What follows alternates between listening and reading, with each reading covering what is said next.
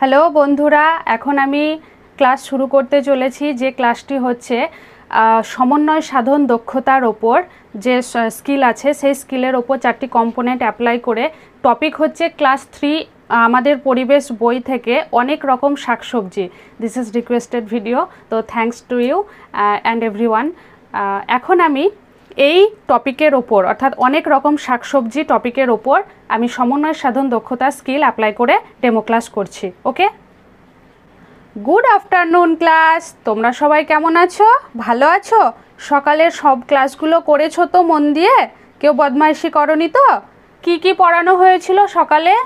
ও বাংলা, ইংরেজি, অঙ্কও হয়ে গেছে, তোমাদের টিফিন খাওয়া হয়ে গেছে, এখন এবার পরিবেশ হবে, তাই তো? তাহলে তোমরা ভালোভাবেই জানো এখন আমাদের বিষয় হচ্ছে আমাদের পরিবেশ। তোমরা বইটি চটপট বের করে ফেলো তো। আজ আমি একটি নতুন জিনিস দেখাবো। তার আগে বলো তো, তোমরা দুপুরে যে ভাত খেলে, খাবার খেলে স্কুলে, সেখানে কি খেলে? ও, ডাল দিয়েছে। আর কি দিয়েছে? মাছ দিয়েছে। আচ্ছা, একটা সবজি দিয়েছে। সবজিতে কি কি ছিল? কুমড়ো ছিল, পটল ছিল, ঢ্যাঁড়স ছিল, ডাঁটা ছিল। বা, তাহলে তো তোমরা বেশ পুষ্টিকর খাদ্য খেয়েছো মনে হচ্ছে আজকে। আচ্ছা, তোমরা কি বুঝতে পারছো আজ আমি হঠাৎ এরকম প্রশ্ন কেন করলাম? হ্যাঁ, রবি বুঝতে পেরেছে, আজ নিশ্চয়ই এই নিয়ে পড়া হবে। ঠিক বলেছ। তো চলো, এই যে শাকসবজি আমরা খাই, প্রত্যেক দিন বাড়িতেও খাই, স্কুলেও খাই, সেই সমস্ত খাবার সম্পর্কে একটু ভালোভাবে জানি। যে সবজিগুলো কোথার থেকে আসে, এই যে ভাত খেলে ভাত কোথার থেকে আসে, রাত্রিবেলায় রুটি খাও কোথার থেকে আসে, বিস্কুট খাও, এগুলো কিভাবে সবজি বা শাক থেকে আসে সেইগুলো আমরা একটু জেনে নিই, গাছ থেকে কিভাবে পাই। তো এই জানতে আজকের আমাদের পাঠ অনেক রকম শাকসবজি। কি বললাম? সবাই একসাথে বলো, অনেক রকম শাক সবজি। বা, ঠিক বলেছ। আজ তাহলে এই শাকসবজি নিয়েই আলোচনা হবে। সবাই পেট ভরে ভাত খেয়েছো তো? নইলে আবার শাকসবজির কথা শুনে খিদেও পেয়ে যেতে পারে, তাই না? তো এই বিষয়ে জানতে আমি তোমাদেরকে প্রথমেই দুটো দলে ভাগ করে দিচ্ছি। তোমরা গ্রুপ এ, তোমরা গ্রুপ বি। ওকে, এখন আমি তোমাদেরকে কিছু কথা বলি, তোমরা একটু মন দিয়ে শোনো। দেখো, এখানে শাকসবজি বলতে আমরা যে সমস্ত শাকসবজিগুলো মেনলি দেখতে পাই, যেটা যেমন ধরো, বলো তো কয়েকটি শাকসবজির নাম। হ্যাঁ, এটা কি দেখতে পাচ্ছ? এটা একটি সজনে ডাঁটা। ঠিক বলেছ। তারপর আর কি বলো? এটা শাক মনে হচ্ছে। কি শাক বাবা বলো তো?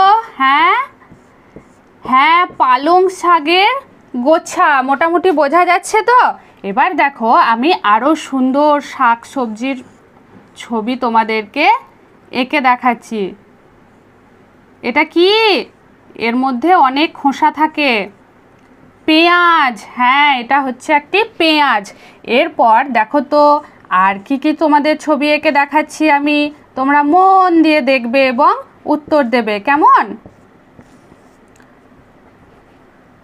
হ্যাঁ, এটা হচ্ছে বাঁধাকপি। বাহ, খুব ভালো উত্তর দিয়েছো।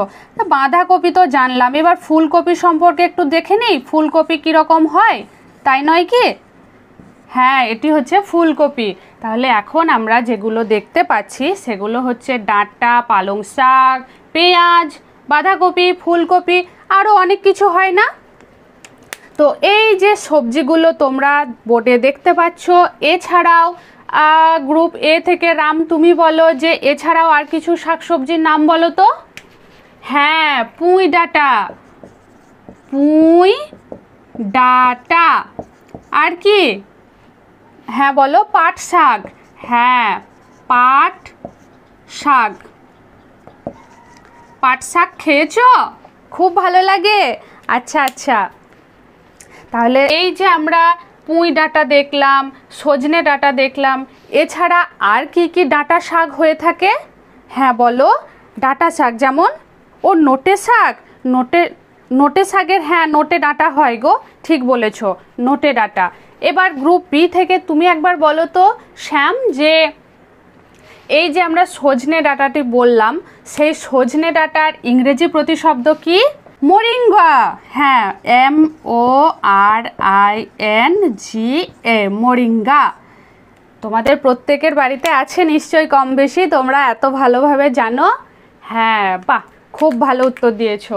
এই টেবিলটি তোমরা এক্ষুনি পূরণ করো তো এবং আমাকে সবাই দেখাও। হয়ে গেছে?